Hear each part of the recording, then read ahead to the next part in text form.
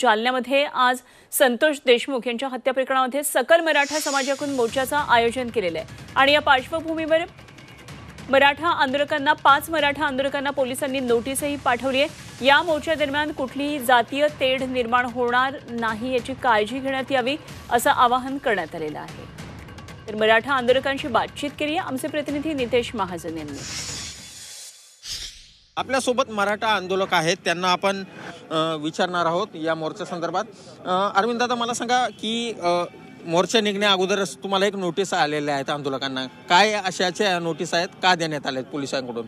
ही notice स्वर्गीय संतोष देशमुख सरपंच मस्साजोग जिल्हा बीड तथा सोमनाथ सूर्यवंशी यांच्या हत्येच्या निषेधार्थ जालना येथे जनआक्रोश मोर्चा आज जो होणार आहे त्या अनुषंगाने मोर्चा दरम्यान कुठल्याही जाती धर्माविरोधात घोषणा किंवा कुठल्याही जाती धर्माच्या विरोधात काही पक्षप्रमुख भाषण करू नये, त्याचबरोबर कुठेही कोणत्या गोष्टी गालबोट लागू नये अशाची ही नोटीस दिलेली आहे। प्रत्येक जाती धर्मातला घटक या ठिकाणी या मोर्चात सहभागी होणार आहे, त्यामुळे काही रोष आणि काही होण्याचे काही प्रश्न येतच नाही। या हत्येमध्ये आरोपी असतील यांना तात्काळ जलद गती न्यायालयामध्ये हा खटला चालवून यांना तात्काळ फाशी शिक्षा देण्यात यावी।